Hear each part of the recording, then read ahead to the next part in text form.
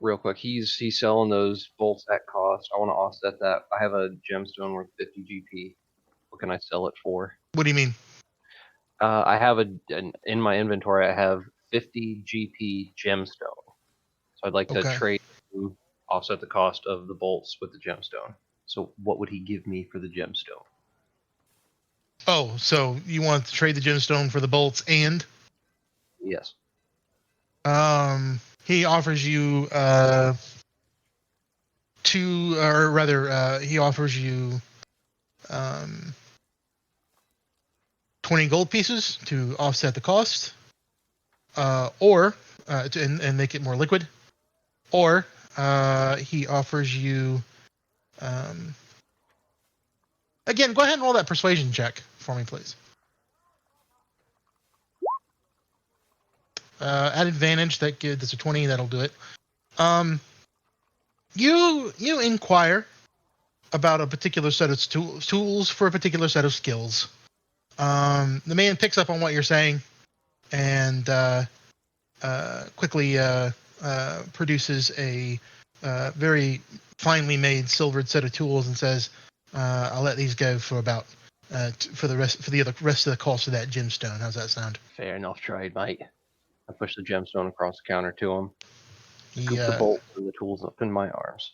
he places one swarthy hand over the gem and says, "Nice doing business with you. Enjoy the festival, yeah." Oh, we'll be well. Oh, we'll be well, he says. The man quickly pockets the gemstone, rather than, you notice, delivering it into the till where the rest of the cash is being kept. And yeah, He's a man after my own heart. you are now standing in a rainy stockyard by yourself. Roll me a perception check, please. You notice nothing out of the ordinary. No, I'm probably jauntily whistling, my arms full of this shit as I walk back towards the inn. You've got he's wrapped the crossbow bolts up in sort of a linen pack for you, so they're easier to carry. The thieves' tools are wrapped in sort of a velvet cloth bag. Finely honed silver things. You get the impression that you may have secured something special here.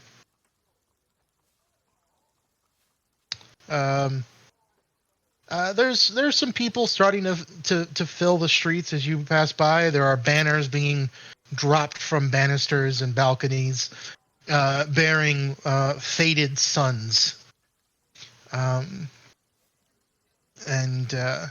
guards milling through the streets, sort of one guard every few people, it seems. Definitely very populous at this point. And among them, intermittent cries of, "All will be well! All will be well!" It doesn't seem especially appropriate given the weather, but they press on anyway. Anything else before you head back to the inn?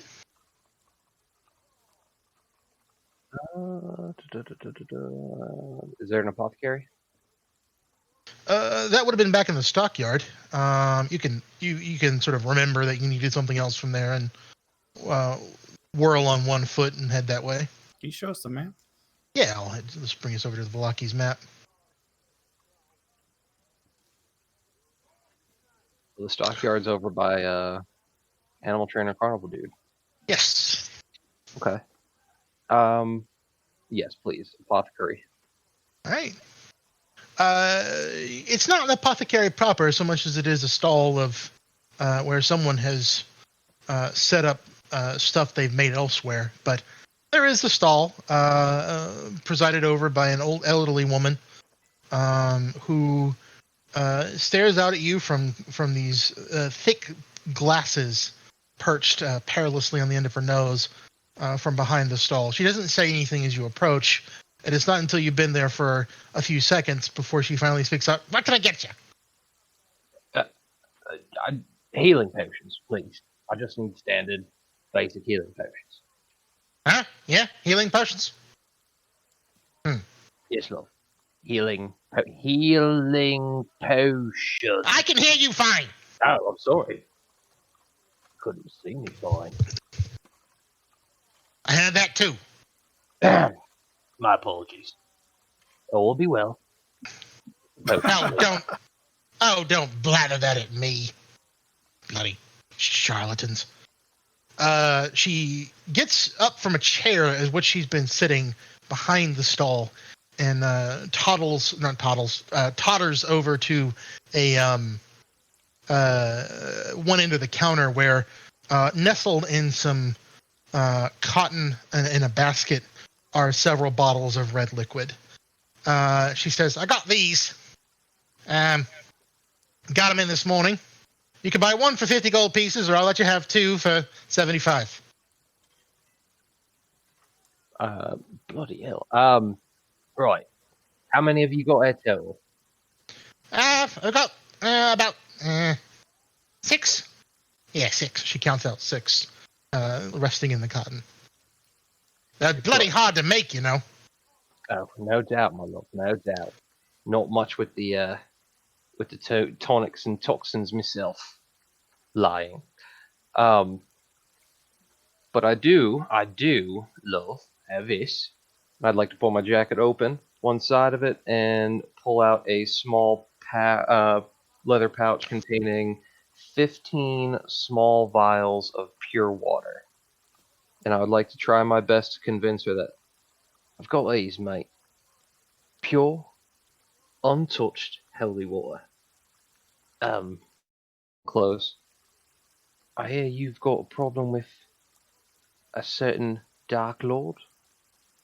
You sprinkle these around your store here, a couple at the door of your home. These will protect you right proper. The What? woman's eyebrow raises like an empire. And she says, what are you on about? Holy water. Holy water in Barovia? Where'd you get it? Look at me. Do I look like I come from this cursed land of Barovia? So you just happen to be carrying a bunch of holy water when you arrived. No, I happen to be traveling with a holy man. A true pious, blessed holy man. Every morning I have him perform rituals on these so that we're protected. But we need those healing potions worse than we need these vials of holy water right now. So I'm willing to part with these treasures for your pitiful 6 healing potions. All right. So having gotten that little exchange out of the way, roll me a deception check at advantage given what you told her. On a 20, she says, well, holy water is pretty valuable. All right, you've got a deal. But if I find out this is fake, I'll be coming for you. Oh, fuck. Well, I suppose then I won't be seeing you later, love. All will be well. Good day. She spits. Piss off. Snatch up the basket. I take the basket too, and I try and walk out. Oi! But she doesn't actually come around the corner, and you're well away from her before she can stop you. As I'm walking, I'm just shoving the healing potions into the pouches in my, the pouches in my coat. I Yeah, throw let her me get one of those. Thus distracted by by your deal making, roll me another perception check. This time at disadvantage.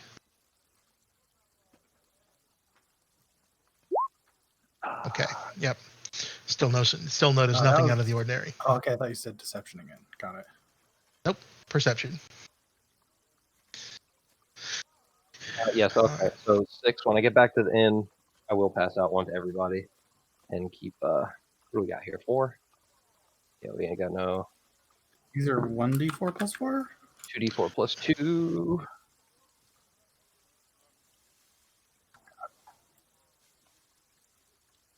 Keep 3 for myself. Thanks, Brendan. I just worry about.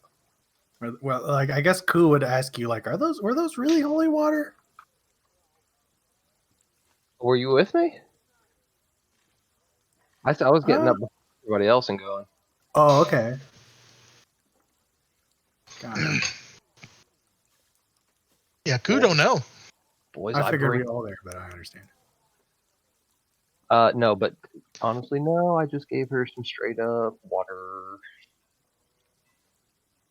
It's funny because I have a healing water in my fucking bullshit. I used one before, actually. Could I? Where I'm at the end, could I refill my water skin? They got water. Same. Yeah, no, they'll give you some water. They've got it available. It's rainwater, so it doesn't taste especially good, but you know, it's never in short supply in Barovia. As a matter of fact, while Burnton is out, it's entirely likely that around the time that he's getting ready to head back from the stockyard, some of you may be up and about. Grog, I think you were the one that's sharing a room with Burnton, weren't you? Sounds about right, I think. Probably. How do you react? How do you react to getting up and finding him gone? I mean, it's whatever. Rock just does his thing. Okay. All right. Anybody else have anything special they want to talk about before they head downstairs for breakfast?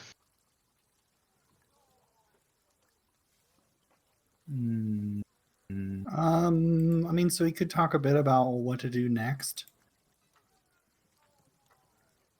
We did hear about that. Those Raven people want us to go back to that, the Druids, and get the gems back.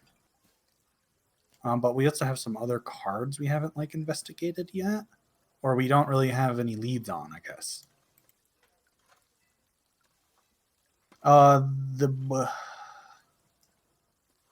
The one was, the Elementalist. The treasure is hidden in a small castle beneath a mountain guarded by amber giants. I have no idea what that means, but we should be on the lookout for hints related to that. Also, the Marionette, a man of music with 2 heads who lives in a place of great hunger and sorrow, which sounds like everywhere here. And I think those are it, really. Oh, well, hooks to pursue. Okay. We were supposed to go back and talk to the innkeeper, and he was supposed to try and point us in a direction to further his cause. Yeah, that was get the gems back from the Druids, wasn't it? Well, no, you asked him something about how we could help them in their fight against Strahd, and that was a separate conversation from the discussion we had with him about his father's vineyard and the missing gems. Oh, yeah. And then they said to meet with them in the morning, I think. I believe. Yep.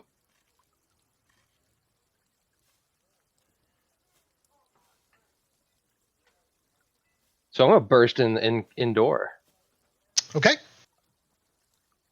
You're all downstairs kind of having breakfast when Burnden sort of kicks the door in, and everybody, like the dull sort of susurration of morning conversation sort of dies down for a second to total silence as everyone turns to look at Burnden. What the fuck you all want? One of the commoners nearest you sort of spits at the ground and says, "I don't know, what the fuck do you want? Kick it indoors." I'm just trying to join me mates back again, man. It's the day of a festival. Come on now. You can do that without kicking indoors. Some of us have got headaches. I've got something for that, mate. Right here. What? Right here. What do you got? Me patented headache tonic. You see me, I'm a man of distinguished taste. Every night, at late nights, the most beautiful women, the finest liquors. It gets tiring on a man. I have developed this patented, potent headache tonic, guaranteed to cut that out in the next 2-3 hours. It can be yours, mate. 50 silver. 50 silver, he says. There's another. He spits again. I got 50 silver to rub together. 50 silver. That's 5 gold pieces. Look, That's a month's worth of eating.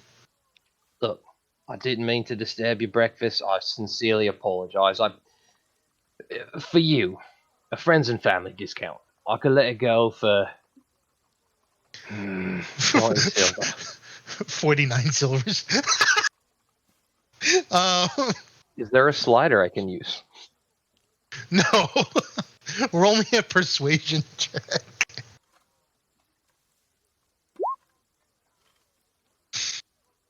Yeah, on a 23. The woman next to him actually is the one who goes, you do have those headaches awful lot, darling. You could stand with some medicine. That's... Besides, you're just going to piss it away on drinking anyway. Right. And the man gives you 2 gold pieces. He says, give it here.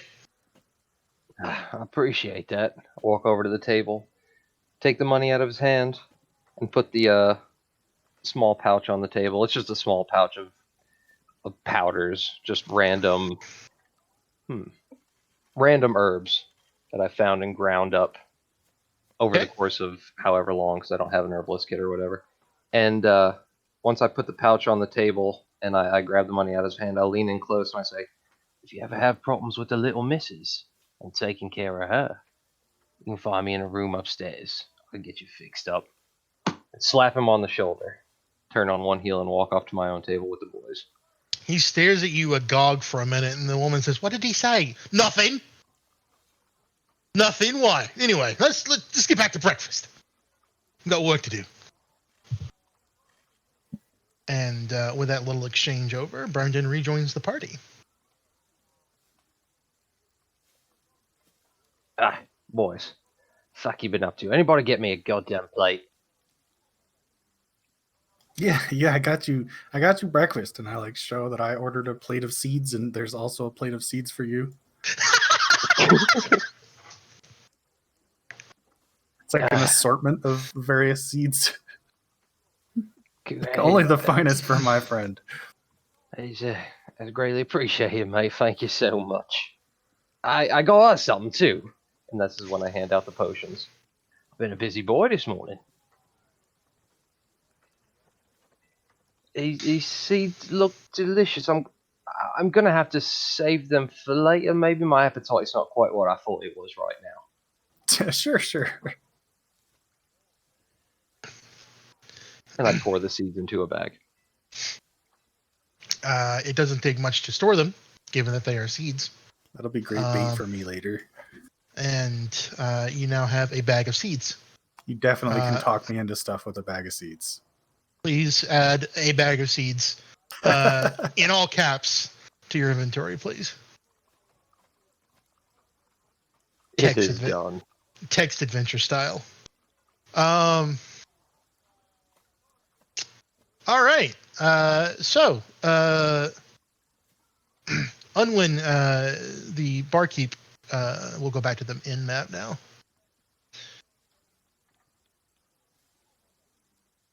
Y'all are all out here around the table, drinking up what you can and what you're able. No,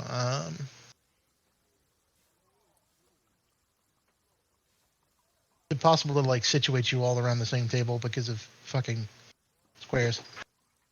Hey, Saber. All right, with that done, Unwin approaches the table and says, "Morning, says. How'd you sleep?" Bloody nicely. What do we owe you for the 2 rooms? Now, don't worry about it. You helped me out. Okay. I took 250 fucking gold from you last night, but that's cool. Anyway, he sort of glosses over this and says, "Right, No. I talked him into giving me 250 gold, and he said that I would have to pay for the rooms, that I could afford. Oh, he seems to be in a better mood this morning," said Ches, desperately retconning it.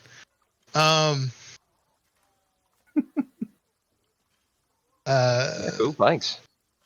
So he seems to brush over that, and with that in mind, he says, "Right, so, strange thing, someone came by with a message for you. Not strange in my line of work. Early this morning. Please, pass it He hands you an envelope.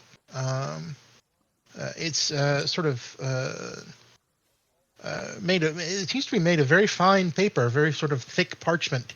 The envelope itself, even, and it's stamped with a wax Z. Now we're just gonna break this here. You pop the seal open, and inside is a letter. Why does the seal sound like a gun? I'm sorry.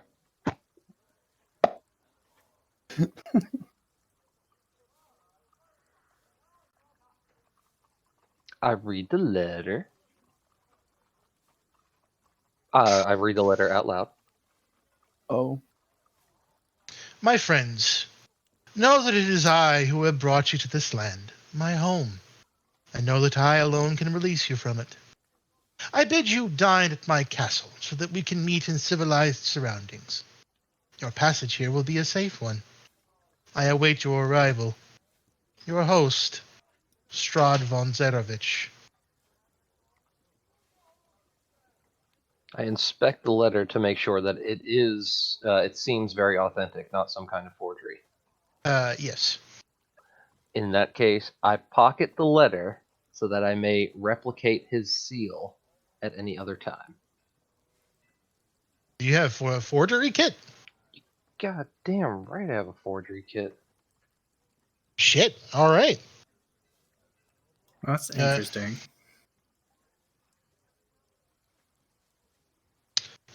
You read this out loud in front of Unwin, correct?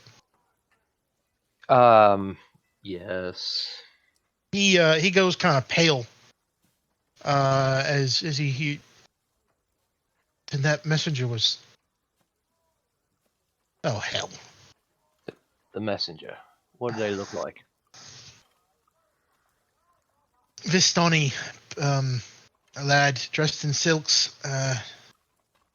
Erigal, I think his name was. I don't remember if we heard or not. Do Vistoni often work with Strahd?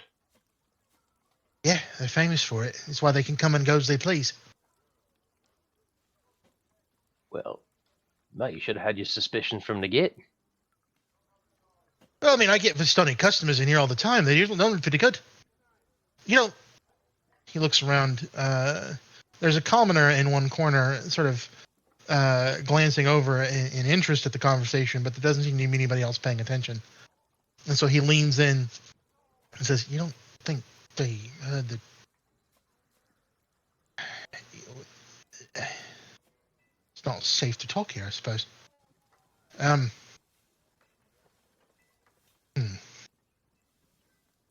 When you finish with your meal, come to the kitchen." I mean, is it not going to seem a little odd? One by one, all of us just kind of traipsing off into the kitchen. That's a fair point. Just you, Burnden. Certainly right. Innkeep, this meal is terrible. These seeds are garbage. Half of these shells have been hooked already. What do you What kind mean? of crap is this? You could coo, stop. What do you mean they're delicious? No, coo, no. Fine, I'll get you something else, you whiny bastard. And the Whiny innkeep, bastard. Who do you... And I'd storm off behind him, berating him as he walks back towards the kitchen. Whiny bastard, who you think you're talking to? I'm the customer. The customer's always right. Listen, I'm a businessman myself. Okay. I'm gonna like do the exact same thing, but I'm chasing Burndon, and I'm like, give me back those seeds if you don't want them.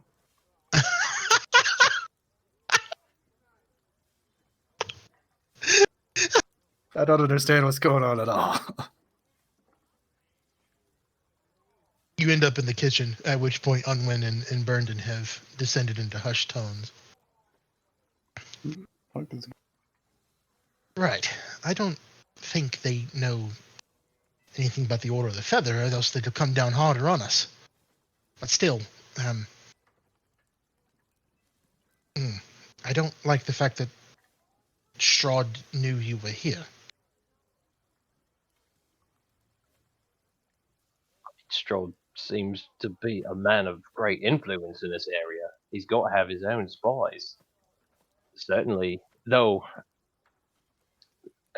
maybe I'm flattering myself here, but certainly a man of interest like myself would be worth keeping tabs on. 1 second. Like, you can have the seeds here. Give up, thanks. Gosh. Put the seeds back down on the table. You don't hear me? You See.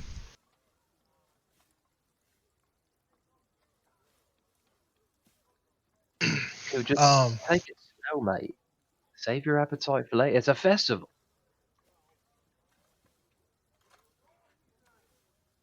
Right. Speaking of,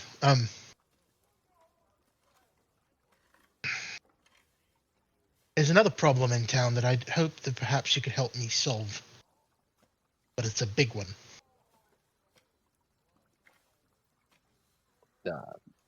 Certainly. You in Order of the Feather. What can we do for you? The master, the man running the town. He's not right in the head. There's something. He's a bit broken, so to speak.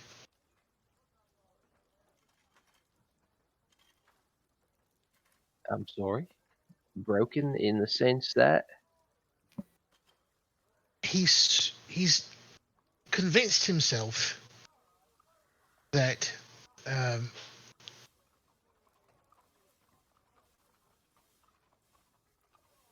if he's just,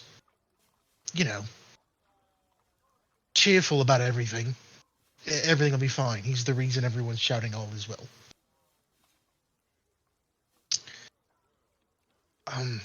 If you want to get a really good glimpse of the problem, go to this festival today. He holds them every bloody week. Troops everyone out in the yards and the streets and has everyone cheer for a while, and then pretends that's going to solve things. That'll keep Strahd out. That's not going to keep Strahd out. Better walls are going to keep Strahd out. Better defenses. But he's worried that better arming the guards and having them do patrols is going to scare people. Of course it's to scare people. They should be scared. no. So, quick question, then, mate. This letter, you see who it's from. You see what it says. How is this something that we really need to put off? Is this something that we should really be taking care of first? Keep this man waiting. I'll be honest with you, mate. I'm not sure you want to go to that dinner. Strahd likes to toy with people. All right. Fine then. I suppose. I mean, it's up to you. You have the way of things, but I completely understand. at least stay for the festival, and then if you think you need to handle the dinner first, you can be off then. No. I don't think we should be going to go see Strahd. Burndon. He's just gonna find us. Sounds like an invitation to die. He's like, look, we already found like this. What was the holy symbol of Ravenkind? And that seems like it might be really good against Strahd, and maybe we should wait to visit Strahd until later. Right, that's fine, Q. We'll definitely check out this festival. This burgomaster of yours. How long has this kind of behavior been going on? Couple of months now. He wasn't a good ruler at the best of times, but lately it's just been there've been the attacks on the church, of course, and he's lost a few guards, and it's just sort of devolved into this constant, just all will be well nonsense. What's There the are people in the stockades right now, because sitting there in the rain and the cold, dying slow because they refuse to say all will be well. Sorry, what was this bloke's name? One more time. Baron Vargas Velakovic. It's a mouthful. We just call him the Burgomaster. All right, 11 a.m. Festival starts. Do you know what the itinerary is for the day? No, I never know what's in store for these things. Burgomaster making any kind of appearances? Yes, he'll be leading the fray. Suppose we best find ourselves in it. What kind of help are you asking for with this Burgomaster problem?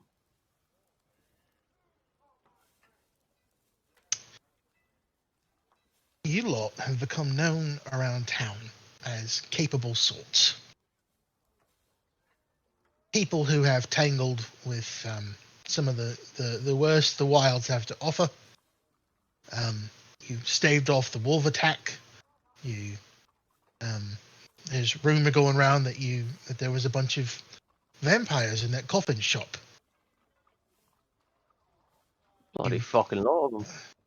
You've gone and killed them. You've gone and chased those druids out of the winery. You've done a lot since you got here. And I think your word might have some sway on him. Maybe you can convince him to bolster defenses and patrols rather than just walking around shouting, all will be well. Maybe you can bring the man back to his senses. Right, for you and your father, and in observance of our recent business relationship, this is a situation I'd be willing to look into for you. All right. Cool, you with me? Yeah, sure, sounds good. You coming with us, Onwin? You staying here? I have to run the inn. I'll be out in the crowds when the things start proper, but I'm staying near here just in case. Sometimes people get a bit antsy. All right. How about a toast to Onwin or whatever Baron von Vlakovic and fucking whatever into our relationship. Yeah. And he pours you a glass of ale, or rather wine, and toasts you. Cheers.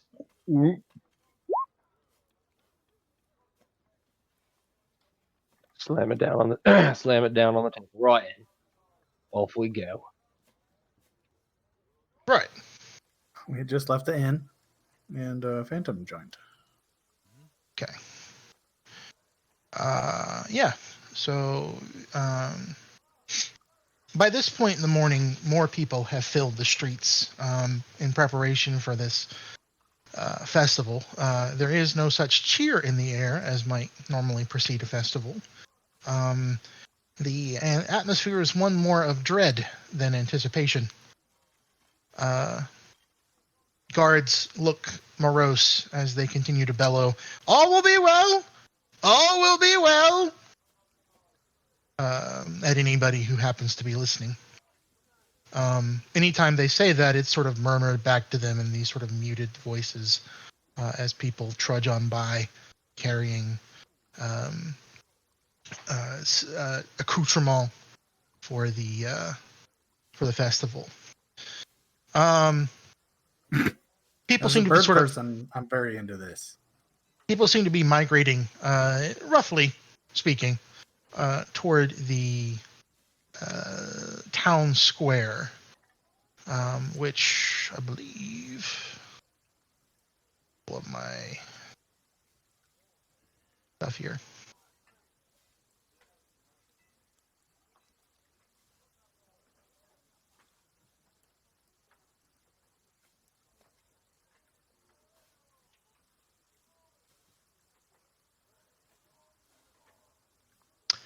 Is located about here.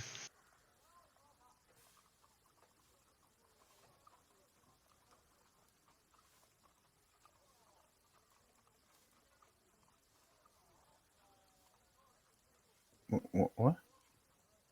Can you all see where I'm clicking? Yeah, I see it. That is town square. People are migrating kind of roughly in that direction. There we go. All right, so I would like to communicate to everybody, the instructions that Unwin kind of gave us, that Mhm. he'd like us to investigate and perhaps sway the burgomaster of the town. So maybe we don't. And he's supposed to be leading the festivities at some point, but it's still, T minus 2 hours until the beginning of the festival. So maybe we hang back. We don't necessarily head directly into town square just yet. Sure. Matter of fact, do we know where the burgomaster's manse is?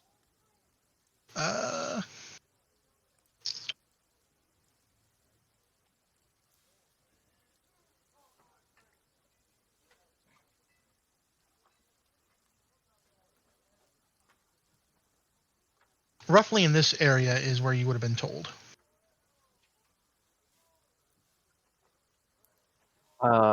And barracks. Can I just maybe poke my head in and ask Unwin about the barracks as well?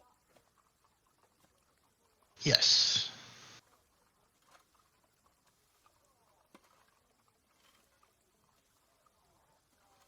Like the guardhouse, basically? Yep.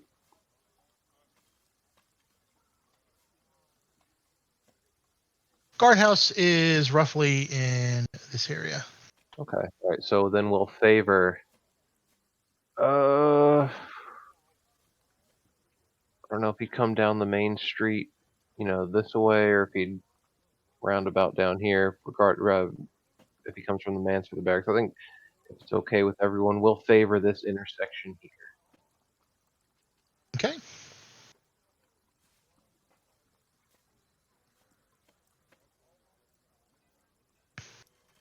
I'll do my best to make us all fit into the crowd with the half giant and the Birdman. All right. So y'all have sort of filed into the crowd, crowds that are slowly gathering along the sides of the street. Every now and then a guard comes by to ensure that the streets stay clear, followed by usually a street sweeper to get rid of errant trash that may have drifted into the thoroughfare. The guards inevitably round this corner to what would be their right and head into the town square. There's one guard that sort of stands out. You may have seen him before. He makes no effort to hide the strangeness of his left arm, which appears to be covered in scales and ends in fearsome-looking talons. He is carrying a bearded axe, sort of leisurely draped along one shoulder. You might recognize him as at least a guard captain if you haven't met him already. I can't remember if you have or not. Wasn't he the guy that was outside the explosion? Yes, Isaac. Coffee maker. Yeah, he's the guy that's got beef with me. Technically.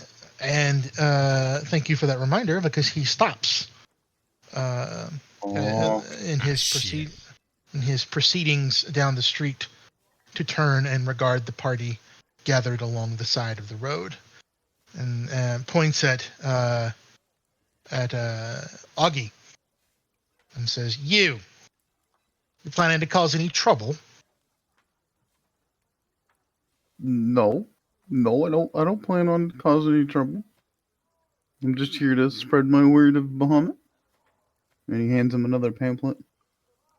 He takes the pamphlet in his left hand, the fiendish-looking hand, and you watch as he curls the claws around the paper, causing it to crinkle and crumble. And then there's a brief burst of flame that just puffs up in his palm. The pamphlet disappears into a cloud of ash and smoke. And he says, "That's what I think of your bloody pamphlets.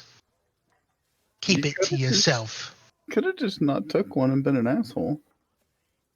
Excuse me. You're excused. That was mighty big of you, Augie. He steps in a little bit closer out of the street, up towards Augie in particular, and says, "You're going to cause a problem, aren't you?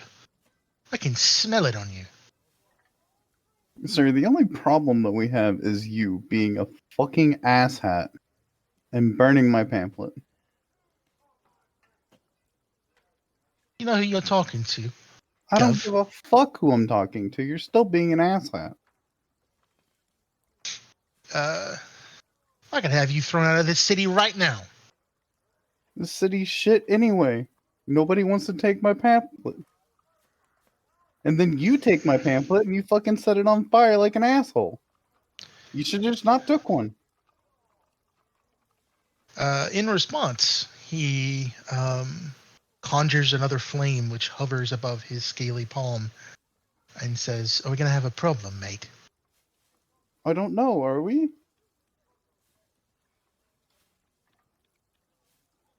He's grinning almost as though he's anticipating a fight, and he said, and you can see these sort of yellowed teeth that if they were, the expression is almost predatory, and he sort of clenches his hand, extinguishing the flame, and says, "All will be well, right?"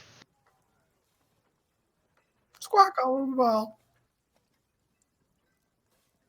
Without taking his eyes off Augie, Izek backs up into the moving crowd and says, "All will be well," and then turns and proceeds down the street, only breaking eye contact with Augie when he has to.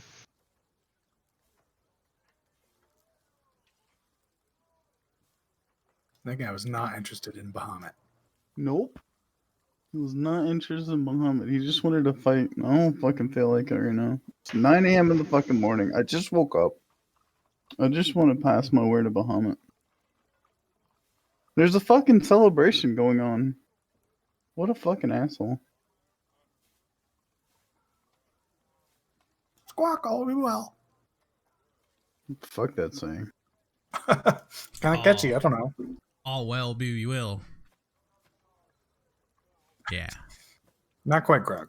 Nice try, though.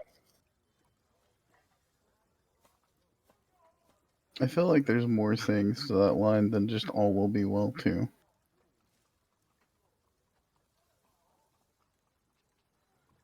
The crowd continues to sort of move by. You standing like stones in a river amid the slow-moving procession of people around you. Eventually, the crowd thins a little bit, with most of them having migrated to the city square. It's about 10:30 a.m. at this point. Outside of Izek's near bout with Augie, there hasn't been anything eventful in the past hour or so.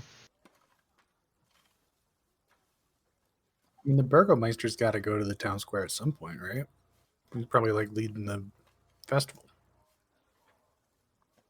I just figured maybe we would wait here, catch him en route. We don't necessarily need to be in the thick of people when we try and get in contact with him. I'd imagine the groupings of people around us right now are starting to thin out, right? Mhm. So I figured we could catch him here, leaving from either his manse or perhaps he's leaving the guardhouse or the barracks or whatever it is, surrounded by his protectors. Although the guard captain been out and about and not with the Burgomaster's a little strange. Maybe the Burgomaster really is already at the town square. We can go. Boys, it's up to you. I'm behind you, whatever the hell you want to do. Get more followers, Bahamut. Pass out some damn pamphlets, man. Stop arguing with people.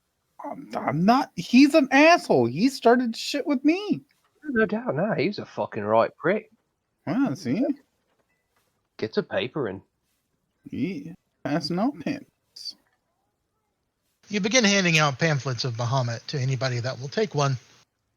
Most of what you get are bewildered stares in response as people kind of numbly take the pamphlet and hold on to it as you pass without actually looking at it yet. There's very little in the way of response, as a matter of fact, beyond that sort of blank stare and curious glance downward at the pamphlet in their hands. You begin making your way toward the town square. It doesn't take long to realize that there's a bit of a ruckus in the town square as you approach. And I'll go ahead and move your token over this way. The square is full of people, insofar as anybody could be, everybody the guards could round up into one place at least. It doesn't take long to realize that the ruckus is coming from somebody screaming up on a platform towards the back, or rather the center of the square.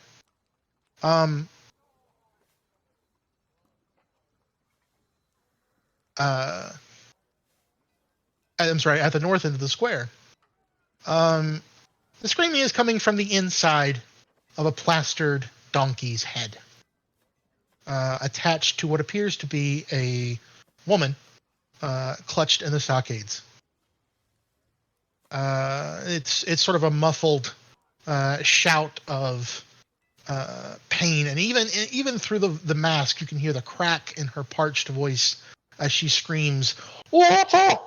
Please! I'm going to die! I can feel my legs giving out! Please!"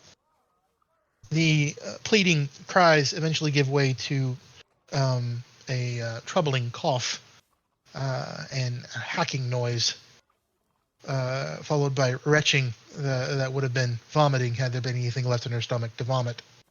A guard standing nearby seems to be doing his best to ignore the woman, but people are gathering around the stockade, and there's some scattered cries of "Give her some water! Have mercy, sir!" How do you guys react to this? Not in the business of drawing attention to us, so fuck them. I mean, they could die on the stockades, right? It wouldn't hurt me. Can I ask the people like that are upset, like what was the crime? You inquire of a nearby person what's going on, and the person says, they wouldn't say the thing.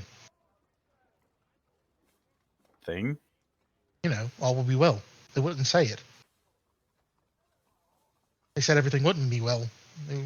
That woman in particular, she was in the streets shouting about Strahd and how everyone was going to die and nothing was ever going to get better.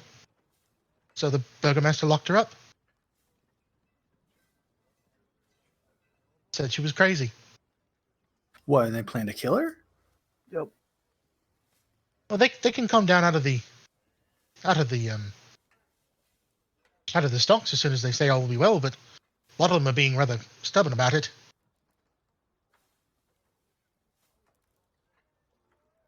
Seems easy enough to me. All will be well. See, I said it. All will be well. Doesn't have to mean anything. You just have to say it, right? And he gives you Ku. He gives Ku sort of this half grin that looks partially made of rictus, as though the expression were carved into his face rather than more naturally. Okay. Ku gets like a wistful look on his face and kind of heads towards the somewhere less obvious, away from the guards, but close to the lady with the donkey. plaster donkey head. Okay. I wish I had subtle spell. But yeah, I would like to cast minor illusion and listen to this lady's voice and to try to kind of replicate her voice and to scream out, "All will be well." But yeah, and a scream, like the same screams she's kind of doing. That is a paragraph about it. Can be a scream, someone else's voice. But yeah, I do understand it's in a big crowd of people, and maybe everybody's going to have to make an investigation check, or maybe really just the guards. I'm just going to make the guard make an investigation check, and I'm going to make that a disadvantage because he really does not. He seems uncomfortable with this particular situation. He doesn't seem like he wants to either be standing there or, at the very least, certainly doesn't want to be where he is at the moment.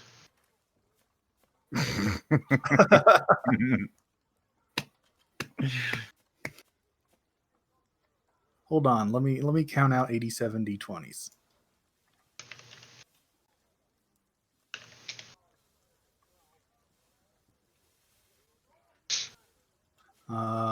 Two failures. 3. I guess we're talking DCs though. Yeah, good luck. Yeah. No, There's I'm a not. syntax for that, but yeah, good luck. I'm not counting all that. Sorry. All right. So the guard has to make a investigation check. Roll20 totally has an algorithm for that to tell you what the DC is and whether they pass or they fail. I don't know what it is, but it exists. That's fair. I'm not gonna. I don't even know that there's 87 NPCs that are gonna catch it though. Yeah. So we're gonna make an intelligence check at disadvantage. I don't think it matters that the crowd cares, but the guard, yeah. The guard does not care. There's a burst of muttering near the front when people hear this cry of "all will be well," and the guard, who looks almost grateful, immediately goes and removes the woman's mask, this donkey head that she has positioned on her face. The mask comes free, and the woman, whose skin is sallow and almost jaundiced from how long she's been wearing the mask, looks up balefully at the guard, as though she's unsure of what just happened herself.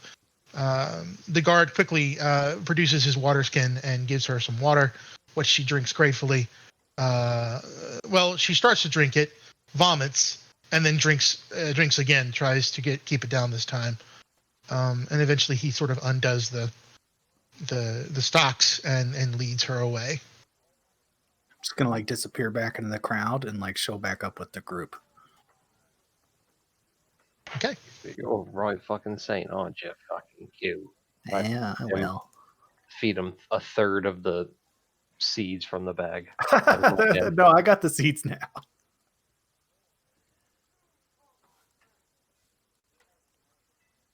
It's about this point that there is a guard who enters from the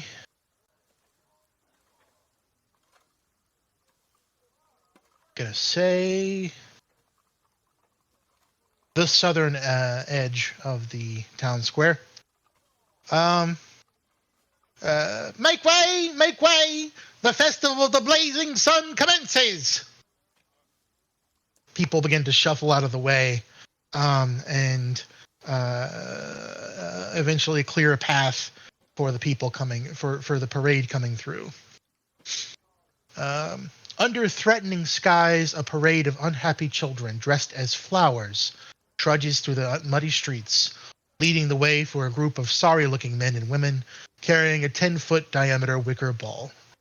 The burgomaster and his smiling wife, who holds a sad bouquet of wilting flowers, follow the procession on horseback. As weary spectators watch from their stoops, the ball is borne to the town square. There it is hoisted and hung from a 15-foot-high wooden scaffold, and townsfolk take turns splashing it with oil. Before the wicker sun can be set ablaze, the sky tears open in a sudden downpour. All will be well, cries the burgomaster as he brandishes a sputtering torch and marches defiantly through the rain toward the wicker ball, only to have his torch go out as he thrusts it into the sphere. A singular laugh erupts from the crowd, drawing the burgomaster's fiery gaze as well as gasps from the townfolk. Positioned amid the crowd, presumably to keep the peace, is a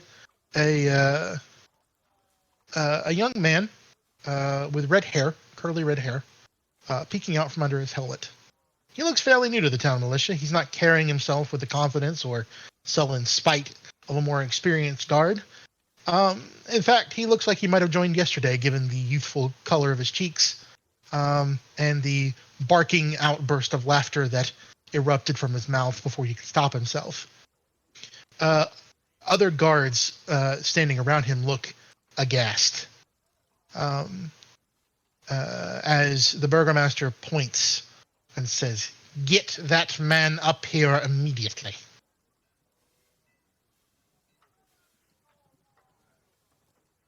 The guards quickly surround the young man before he can flee, which he looks prepared to do, and begin dragging him bodily through the crowd. It's not much of a fight. He's young, he's spindly. These men are older and stronger than him. It doesn't take much to eventually hoist him up to the platform where the wooden scaffolding stands, the now moistened wicker sun hanging dully above everyone's heads. With the guards, with the young man positioned and restrained on stage, the burgomaster looks out at the crowd, and in a sort of a higher pitched voice says, "All will be well," as if daring anyone to say otherwise.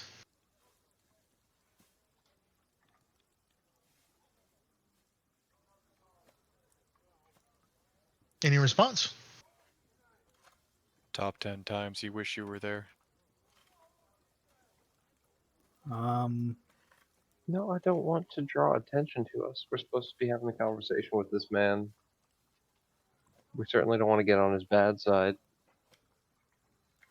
Somebody in the crowd says, "All will be well. All will be well." Somebody up front, however, a braver man, says, "Come on, burgomaster. He meant no harm in it." But the burgomaster's stare silences the speaker before he turns to the guard on stage. "This man laughs at our resilience." He sort of circles the guard, almost predatory, as he continues to speak. "This man laughs in the face of our resolve. Here we stand, attempting to be a sun amid the rain, and here is he, laughing as though it meant nothing, as though we were playing at being happy. Well, I'll tell you this. I'll show you what happens when you laugh at our resolve. I'll show you what resolve means, young man. If you survive this, maybe you'll learn the meaning of resolve.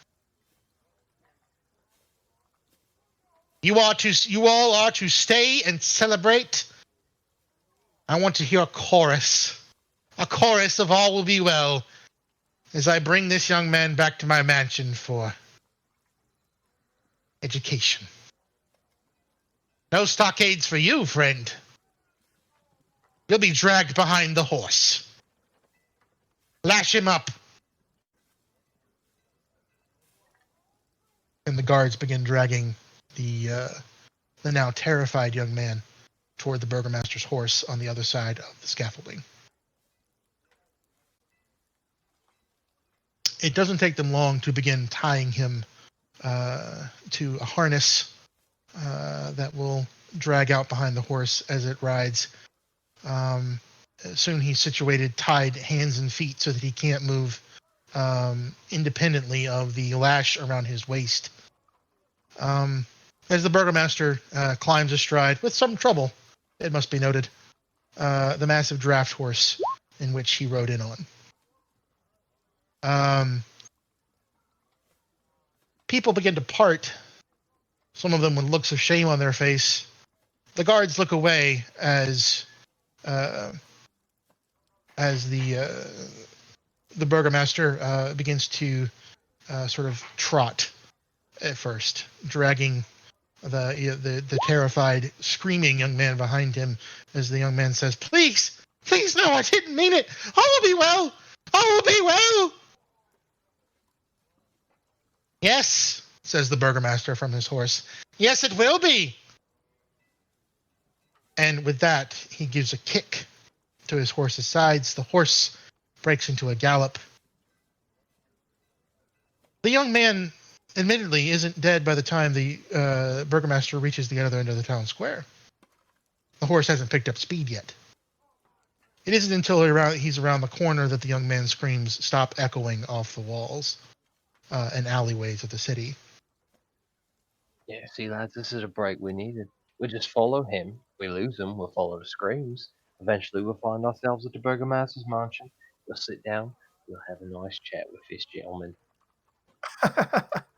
Follow the screams until they stop, though. And we'll track it. Maybe we could save him. I would say, yeah, let's like try to follow that.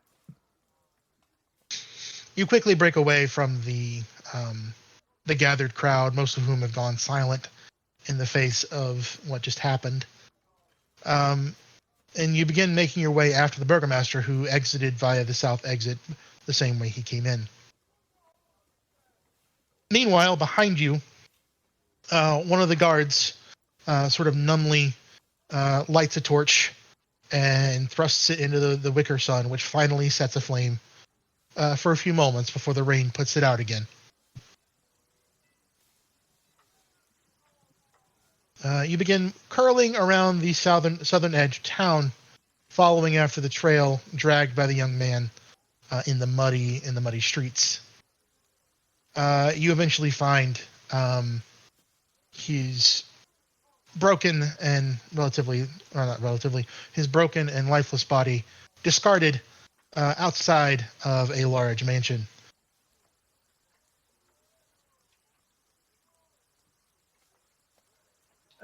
This motherfucker knows how to live, doesn't he? Right. We haven't really thought about what we'd say when we got into this situation. What the fuck are we supposed to tell this bloke to make him think that maybe he could treat these people a little better?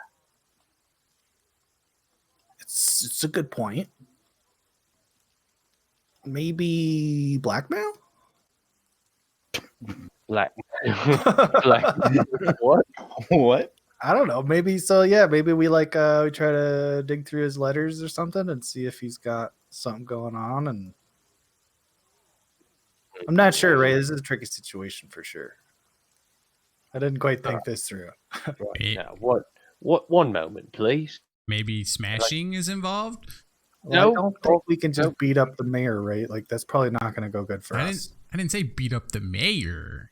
I mean, you can intimidate in other ways of smashing. Girl, no smashing yet. Aw. I'm sorry. They'll be smashing to come. Don't you worry. Could I possibly like pop off around a corner and I don't know, how long would it take me to try and draft up a letter on some cheap paper and seal it with that Strahd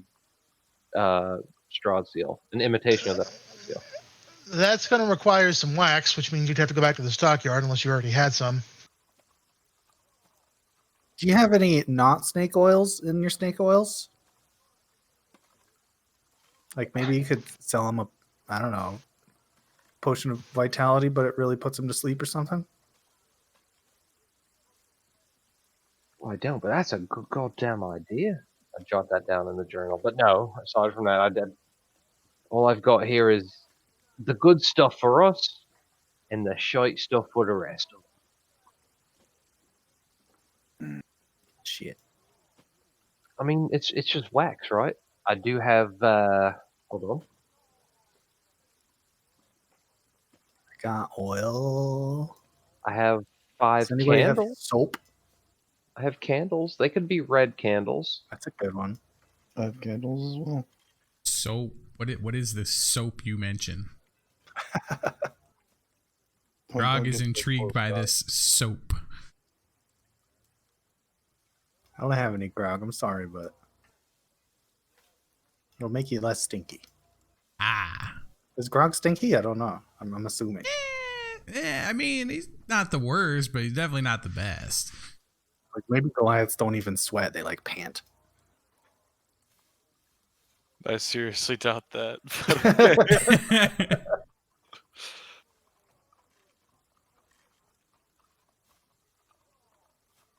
So I have candles. Yay, nay. I have to go buy wax quickly. You can use the candle wax if you want. It's going to take you some time to burn it down, and it's raining. I have a tinder box. We could find a small alcove or something.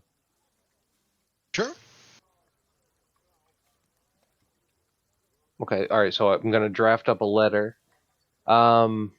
I'm gonna draft up a letter. I'm gonna imitate Strahd's seal on the end of it, but the contents of the letter will be something to the effect of, by the order of Strahd, you are to cease this. All will be well nonsense. There is nothing well and good in my lands, and enough is enough. Failure to Okay. comply will result in senseless murder. Okay. Actually, sealing wax would have been included in your forgery kit, apparently. Oh, nice. But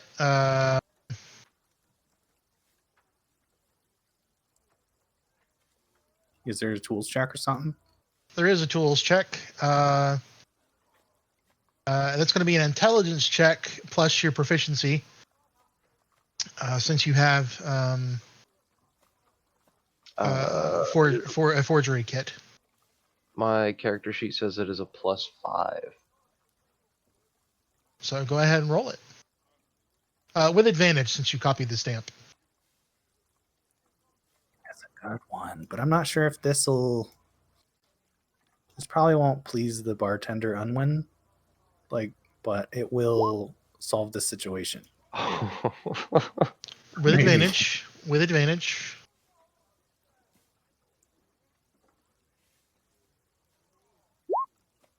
Oh. You produce a forgery. The seal looks okay, but your handwriting. Whether or not the burgomaster has communicated with Strahd before, you don't know. It certainly doesn't look like the same handwriting that was on the invitation. I'm a learned man, I swear. All right, so we've sealed up this document. And I got it between my 2 fingers. I slap it against my palm, and I say, "All right, boys, follow me. Just everybody stay cool. Try not to say too fucking much. Maybe we'll make this happen, right?" We need somebody to disguise themselves as a Vistani. Does anybody got disguise kit or Mm-mm. something like that? Don't have a disguise kit. Better illusion than mine spell. That was the idea. Maybe That was a good I don't idea. know. I Do have- they wear? We could just put the clothes on. I have fine. I have a set of fine clothes. Yeah, there you go. Can we? Yeah, rough them in the mud and make them look like they're like a Vistani and traveling around a lot. It's like ruined fancy clothes now. We could do that. It's much closer to Vistani, I bet. Did the Vistani even wear nice clothes? Is that a thing? They were basically they're like gypsies. They wear colorful clothes. So are your nice clothes colorful? I could minor illusion your clothes, I think.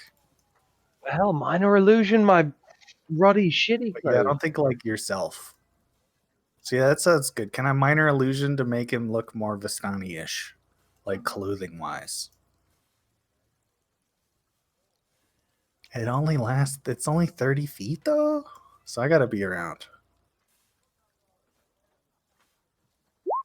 Oh, you all have to come with. Things pass through the illusion, which means I don't think it can move. Okay.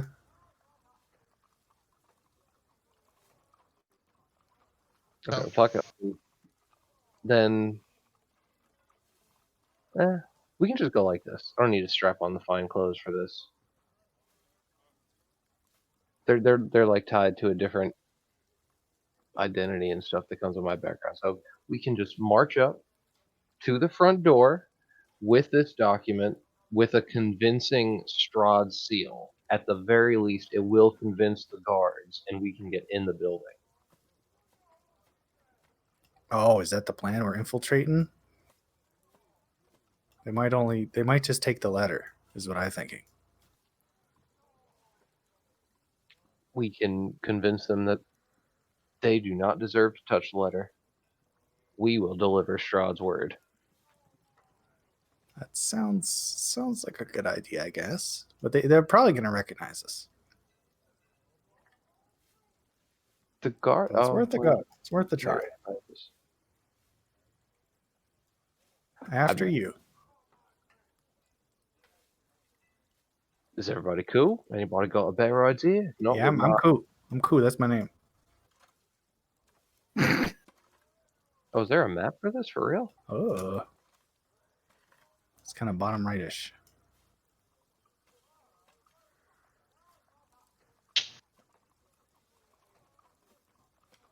The Burgomaster's house. So I'm out front. I'm trying to walk like head down, face toward or eyes toward the ground with purpose. Purpose. can't- Stride. I can't see anything. You'd have to lend me vision of somebody else's character there, Chuz. The dynamic lighting is not turned on. Oh yeah, it is. Yes, it is. Yeah, it is. It's Oh. all black. Just like put my character sheet under his control or something like that for now.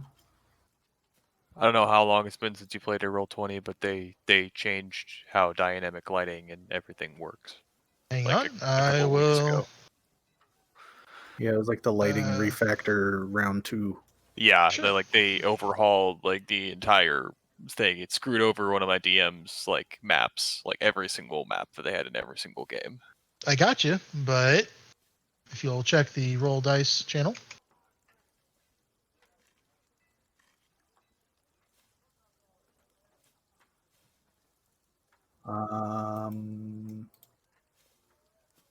Go to the Oh, legacy lighting. right? I mean, Yep, that's me. That's me. That's my bad. yeah, the legacy lighting can still be on. There we go. Oh, okay. There you He's go. got vegetables. Now it's just the building that's blacked out. Yeah, I can see everything now. Yeah, cool. You. I can see everything except for the building. What's inside the building, that is. Yeah, same. I can see everything, including deep into Chesley's soul. What's it look like? Coheed and Cambria. That one good eye sniper song. It's playing on repeat. Good eye, sniper. All right. So, 1 second. Let's read this. The mansion has walls of plastered stone that display many scars where the plaster has fallen away from age and neglect. Drapes cover every window, including a large arched opening above the mansion's double doors.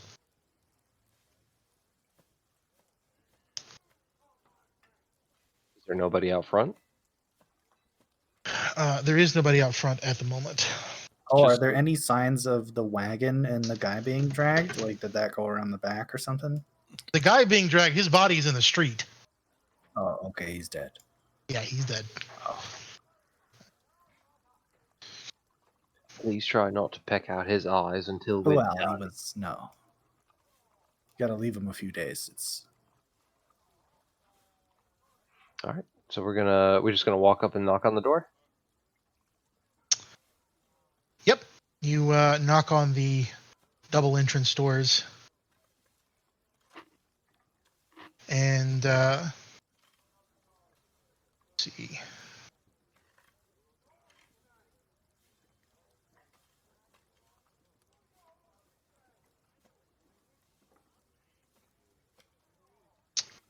A maid answers the door. Young woman, um, fairly fairly frazzled looking. She seems to be focusing as hard as she can on Burnden without looking out into the street where the young guard's body lies. Yeah, all the commoners are going to look familiar, Bear. I'm just messing with you. Yeah. Can I just try and shove past her and like mumble something about official business? Sorry, Mum, official business. Yes, certainly. I'll fetch the burgomaster. Come in. This way, please. Dynamic lighting not working. She has disappeared into darkness. It's coming. Just wait for it. It's loading. Darkness, darkness. It's like a barn? Stables or something? Or there's Yeah, just that's- hay bales inside this like house on the carpet? These look similar to the construction material used for that wicker sun that was brought out into the square. Oh, okay, it's a bunch of sticks, bundles of sticks. Yep.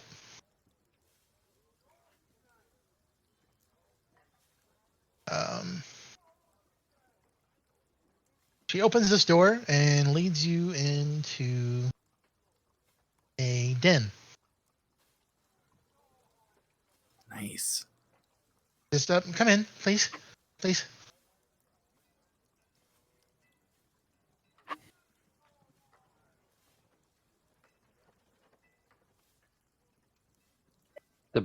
I'll enter and take a look around. Burgomaster's not here.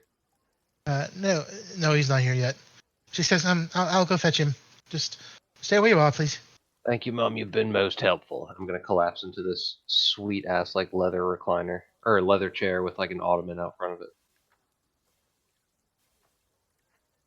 Yeah, definitely putting the feet up, yeah.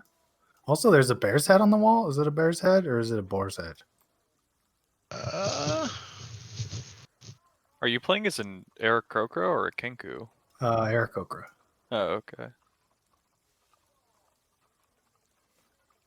Now, I'm wondering if it's the spirit of hospitality. I guess he wouldn't be here. No. He wouldn't be in Barovia ever. No, that's Ches lore. That's not Forgotten Realms lore. I like Cheslor, though. Well, thank you. I was still going to ask about it, even if it's, because it might be here. Who knows?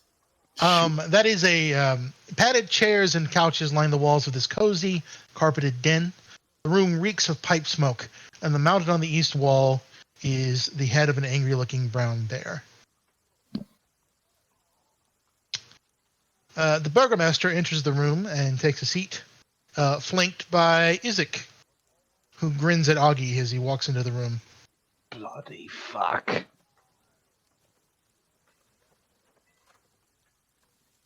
The burgomaster and I will get you a picture of this gentleman right now.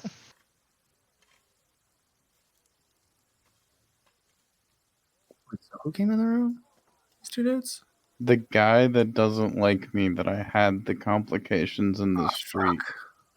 And Yep. then the burgomaster.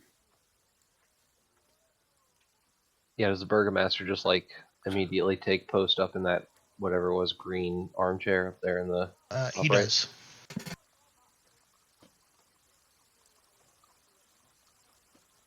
And Burnden tries to recall what the fuck Unwin told him the name was. One moment. Vargas Valakovic. Valakovic? Varlis Valakovich. No, Vargas. Vargas Valakovich, okay.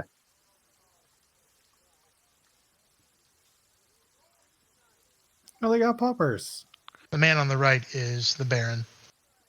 I thought it was the lady on the left. He's pretty short for a baron. Bernard Kosk, I'm here to rescue you. Aren't you, a What? little, aren't you a little short to be a baron? Too short to be here. Are the puppers, does it look like you'd want to pet the puppers, or they look like they're made out of fucking stone or something? He does not have the puppers with him at the moment. Oh, It's fuck, just okay. it's just Izek. He seats himself and says, so, I'm sorry you saw that display out in the square. It is regrettable that we have such disloyal people among our troop. Still, I am glad you visited. I was going to call on you myself. You famous heroes of the Wizards of Wine's winery, you doers of good things here in Valaki. Wolfbane, I hear it.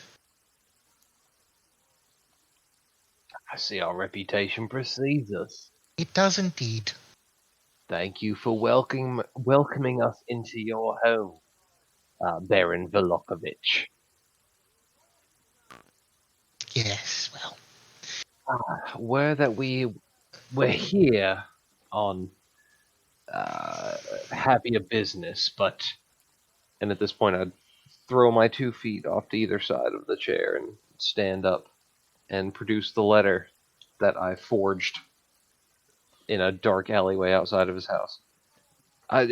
We've a message to deliver you. It seems you've drawn the wrong kind of attention. Please, before I hand you this, understand. Our concern is only for you and your villagers. We've enjoyed our time in Vallaki. We'd like to see that it stays every bit as beautiful as it is now. And I pulled out a letter. the Baron stands up, and has Izek fetch the letter from Burndon's hand. Izek brings it back over to the Baron, who takes it and reads it, and says very carefully, "So you come on behalf of Strahd?" Behalf of this town is more like. But the No, important you misunderstand me. You bring word from the devil Strahd. not You are his messengers? grimly, as reluctantly as I can appear. Not by choice, and only in the interest of preserving this town. You bring me threats from the devil himself.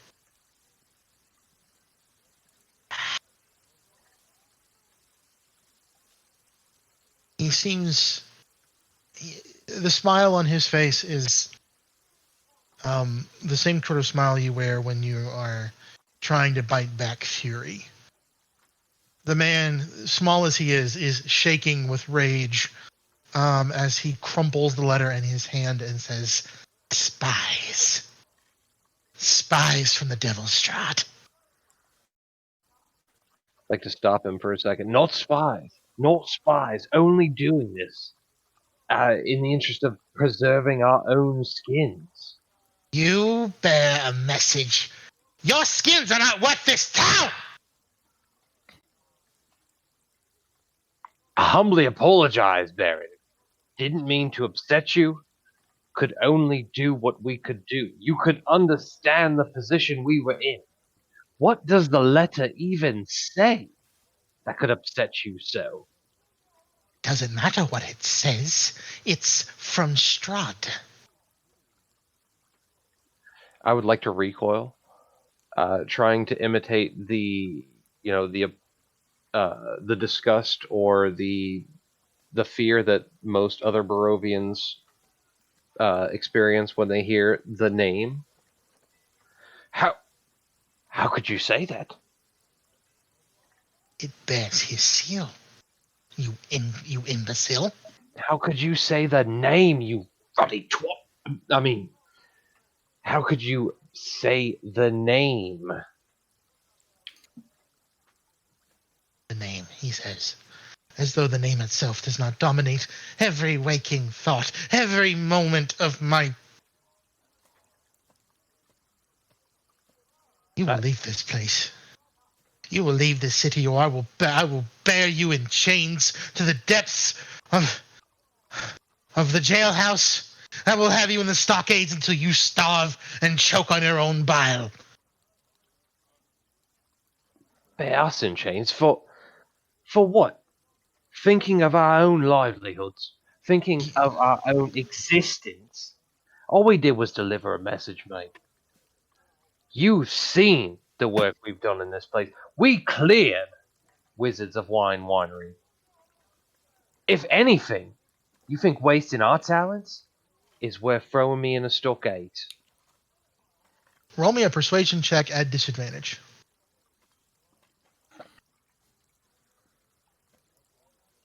I don't know. Sucks. This guy sucks.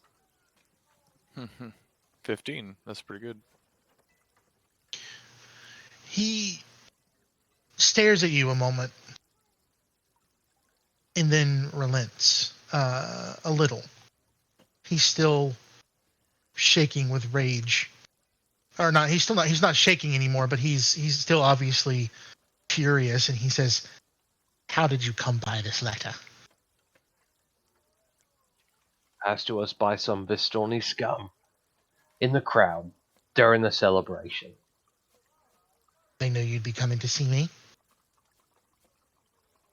No, we're only here to see you because of their instruction and the threat they laid upon us. Roll me deception.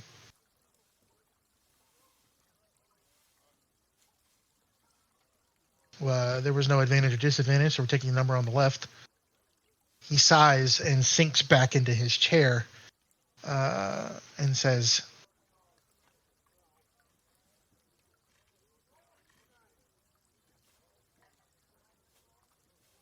"You will prove you are not spies of the Devil's Strahd. You will bring me this Vistani's head, or you will be banished from Vallaki hereafter."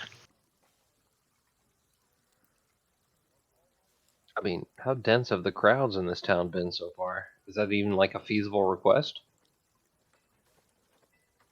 It's not feasible, but he's not rational right now. You've scared the shit out of him. And Bergen, You, as a DM, I will tell you, you have misjudged the relationship between this man and Strahd. I don't know. I don't know if I misjudged it. He seems quite shaken.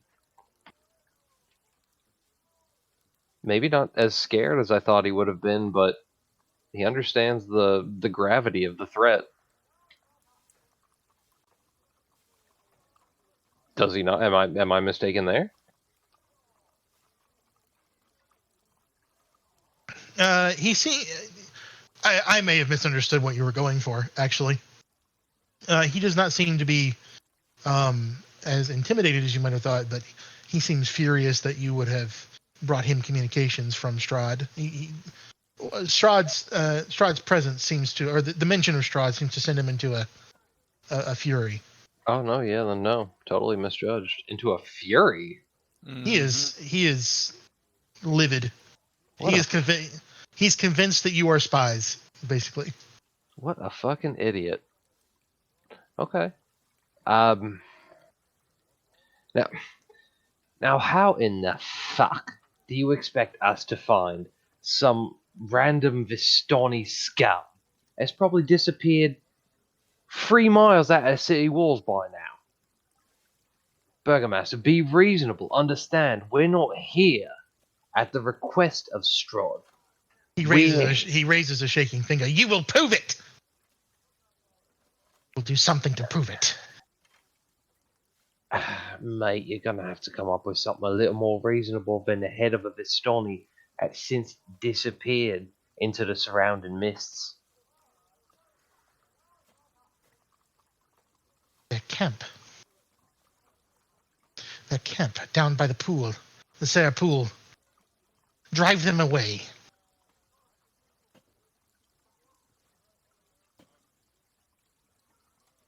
One moment. Okay. Okay. They're too close. I was trying to see. I was trying to see the pool in relation to Velaki. When we came in here, it seemed like you may have had something for us to do. Is that not the case?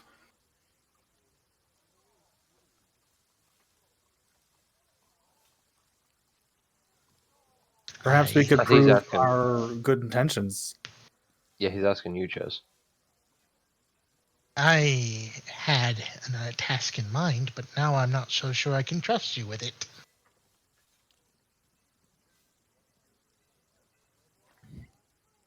I mean, that's a little insulting, considering what we've already accomplished here. You don't trust us. Once again, the interest of self-preservation. Not here to deliver Strahd's ruddy word. His ruddy word. I'm here to save my own skin. And in the interest of you and your townsfolk. You see, I don't know what's on that bloody piece of paper, but clearly something there has upset you. What kind of position are you putting everybody in?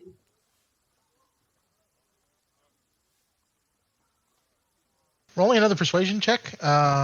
This time at advantage.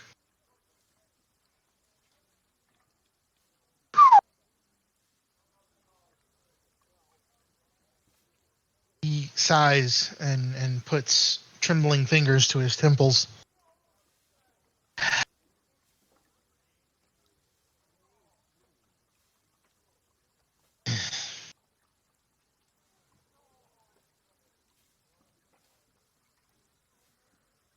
Friends,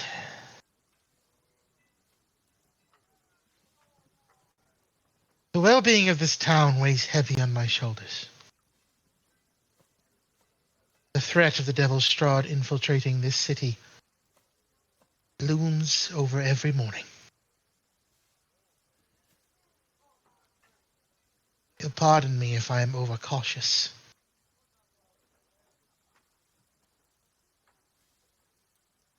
It's enough to stretch a man's sanity to the breaking point. Total, constant fear. First there were the wolves, undead crowding at the gates.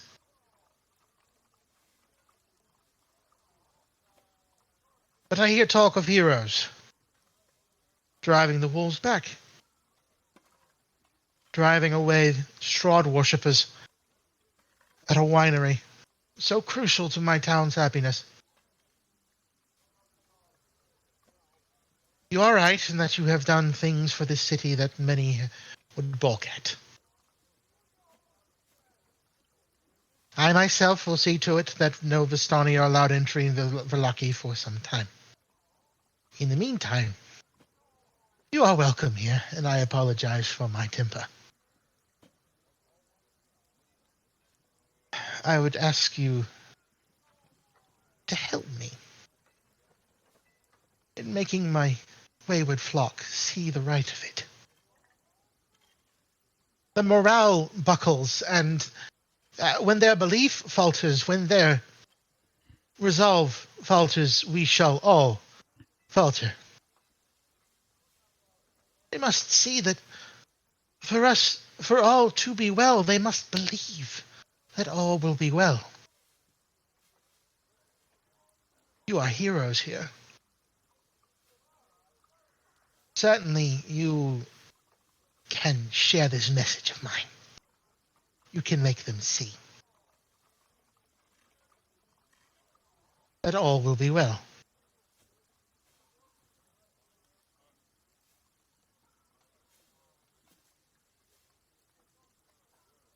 Yeah, but by what now? The Festival of the Blazing Sun was not my greatest moment. I'll be frank. I shall give it 2 days' time. In 2 days, we shall host another celebration in honor of you and your exploits for Valaki. All I ask is that there before the crowd, gathered in your honor, you share with them my message, that all will be well. Perhaps they'll believe it, coming from you.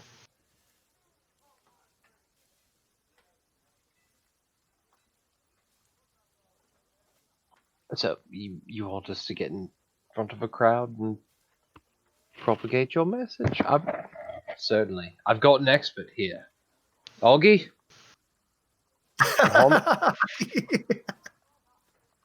What? Augie will work on pamphlets. We'll have, I'll write up a chant. Certainly. All will be well. Will ring throughout this town. Good. Good. I can see I was wrong about you. A quick question, though. In our experience so far, this demon is able to exert his influence over a great swath of this land. What makes you so confident, so sure? He stands up from the chair and begins walking toward the bear's head, where he sort of strokes one long, pale finger under the bear's chin and says, "When I killed this animal," he looks over his shoulder, "and I did kill this animal. I was on my last arrow. I'd been chasing it through the woods for going on 6 hours. It was wounded, fleeing from me. I was certain that I would lose it amid the fog, the gloom, the rain. That it would escape from me in meat that was badly needed by my family, not yet ascended to our proper station here in Volaki, would suffer without. But I persevered. I told myself that I would find the bear. I would kill this bear. I would bring food home for my family and fur for their shoulders. I would keep myself and my family safe. I believed." There's almost a manic look in his eye as he glances over his shoulder again, back at you, Burnden and Koo, and even at Augie and Grog, and he says, "I need people to believe. Belief is magic. It makes things come true. All will be well. Belief is all we have in the face of the Devil's Strahd. When the very land rises against you, what else can you do but believe?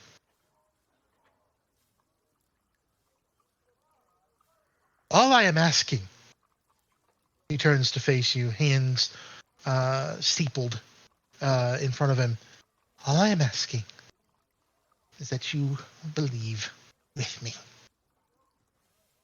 and share my message."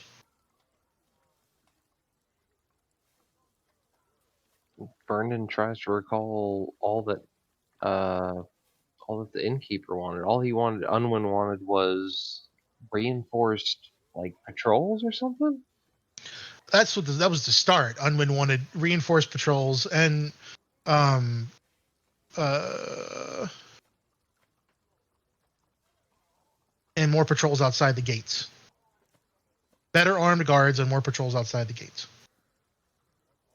Okay, all right. So, I, if you want to help the souls out there in the village believe that all will be well, perhaps you'd best do what you can and put forth your best coin to make sure that the protectors of the gates are properly armed and properly staffed. You don't see. you don't see, the more guards they see wandering around outside, the more they're convinced that there's something out there to worry about. And worry, anxiety, is an eater of men. It is the death of resolve. I'd argue that's only half of the equation, mate. The more gods they see, the more perfect equipment they see on them, the more comfortable they feel. That on their strolls out at evening's end, for every step they make, they'll be more protected, better off. It's not just the devil out there threatening the townsfolk. Evil runs rampant through the heart of man itself. Perhaps, and this is just a suggestion,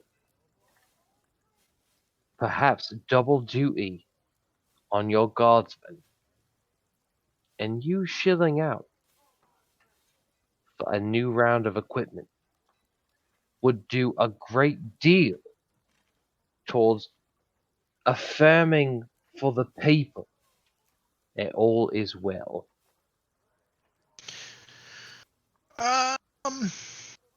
You rolled a nat 20 on that last persuasion check, and it was really high, so I'm going to give you this one. He says,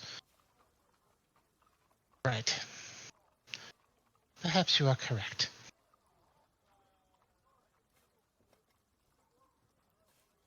I shall see what I can do, but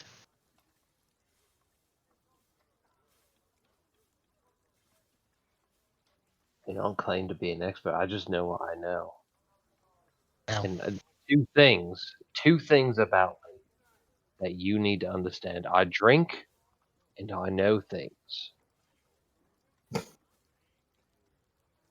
you have a way of words about you, Mr. What was it? Cask. Burned in cask. Just- Yeah, my card. Isaac fetches the card from you and hands it to the Baron, who reads it and says, Mr. Kosk and your associates. I shall see to it that the guards are better equipped. Swords instead of simply halberds, if it is my choice. And it is. In exchange, and to prove your loyalty, in 2 days' time, and we shall celebrate you and yours, and you shall share the message that all will be well. Yes? Of course, Burgomaster. All will indeed be well. Yes. Yes, it will. And we'll stop there.